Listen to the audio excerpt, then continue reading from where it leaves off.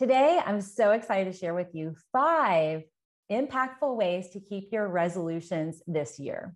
And this is really critical because the average individual who sets a resolution and even a goal throughout the year tend to have some sort of failure or fall off of the follow through. And these 5 tips are going to help you be more successful and ultimately achieve those goals so you optimize your wellness and your experience with this New Year's resolution. All right, so tip number 1 is to get specific. And it goes beyond just having a goal. It is getting really specific with that goal itself. I think what I see in a lot of my patients is that a lot of their goals are not specific enough. So for instance, I want to lose weight this year.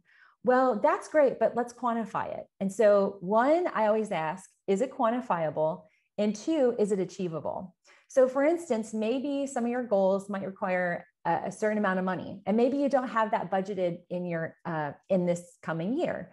And that's okay. Maybe you want to push that off to the following year and maybe set the baby step goal of saving up money for next year's goal. So those are really 2 key questions. Is it achievable and is it quantifiable? And when we are focusing on quantifiable goals, it's really, really important to zero in on specifics. For instance, losing weight versus I want to lose 10 pounds. I want to lose 4 inches in my waist. I want to bench press X amount of pounds. I want to achieve an ability to run a fitness course or some CrossFit program by X date. And then also, I have a lot of patients that want to have lowered or balanced laboratory results. And I recommend quantifying that as well. So if it's lowering your blood pressure, lowering your cholesterol, get specific and quantify it. Now, number 2 is the key factor here is planning the goal. So you set a very specific, quantifiable, achievable goal. Now we need to plan for it. And planning, I always ask the 5 W's. So what is it? What is the goal? Actually, this isn't a W, but there are 5 questions. What is it? How do you do it? So how can it be achieved? What steps are involved? 3, what do you need? What materials, what resources, what equipment might you need? What supplements or food menu items do you need? The fourth question is to ask, when do you do it? So when is this occurring, this goal? And how much time are you allocating, or do you need to allocate on a daily, weekly, monthly basis to focus on achieving your resolution? And then the most important question is to ask and answer the why. Why are you doing this? What are your motivations? And I want to go back to some of my additional resources that I've mentioned. I really like for folks to vision board, to create an actual quantifiable list that showcases and demonstrates what those goals are. And vision boarding, creative visualization is really critical in helping support the why. If we might be looking to save money this year, maybe the why is we want to go on a trip. If we're looking to lose weight, the why is maybe I have so-and-so's wedding, or I am looking to achieve X fitness goal. So understanding the why is really important when you get to those barriers of self-doubt. Maybe you hit a plateau. Maybe this is a significant change and you need that additional motivation. The why is something you can always come back to, and it is your purpose and it's your power, personal power that you can tap into that gets you there. It gets you in the right mind space to achieve the physical part of your goal. And I also, in incorporating planning your goals, I like to recommend folks grab a specific notebook and have that be your either resolution journal or just the journal that you keep that's specific to these goals or this goal. And to begin with a list. So answer those 5 questions. Maybe on each page, the first pages, you list on the first page what the goal or goals are.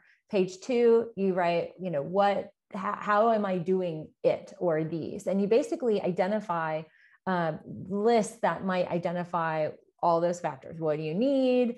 Are there any barriers that you need to be aware of? And so anticipating things that might prevent you from achieving success, or might be in the past would have prevented you from moving forward with the success of your goal. So being aware of all of those pros and cons lists are very common. And even I have had patients when we're going through this process, I'll have them even identify budgets for some of those goals. And, some fitness goals do require additional expenses and additional time. And so all of that is really critical to be aware of, to identify, to chart out, and to list. So planning, honestly, preparation and planning is really critical. If you're not prepared for some of the hurdles or roadblocks that might come your way, it tends to be a situation where that is one of the things that really where people fall and they fail. And so I really wanted you to focus on that plan, but really zeroing in on the why. The why are you doing this? Maybe it's for your kids. You want to be healthy, so you're around to see your kids grow up, your grandkids, to optimize retirement, whatever it is. Okay, so number 3, this is really important. Start small. I have found that when my patients, and even myself, when I have set New Year's resolutions or any type of life goal, and it's drastic, it's really big. In some cases, it's so overwhelming that I don't get started. And with a lot of my patients, their health and fitness related goals can be so drastic. Unfortunately, there can be deprivation. Sometimes it's caloric deprivation, sometimes it's sleep deprivation, sometimes it is muscular, just the state of their muscles are not ready yet. So start small. Slow and steady wins this race. So the turtle and the hare, I've read that story to Gabriel 1,000 times, my 6-year-old son. You want to be the turtle when it comes to you achieving your resolutions and your goals. The key here, turtles, slow and steady equals sustainability. It becomes habitual. And what we see is that when you create these changes and you are looking at achieving your goals and you track them and you get really zeroed in on that focus, and you're doing this every day, when you get to the 28 days, you've now created a habitual lifestyle change. And the habituality is sustainable. It allows you to continue to move forward and achieve those goals. And ultimately, you'll have greater success. So start small. And also, if you need to, break it out into sizable sections.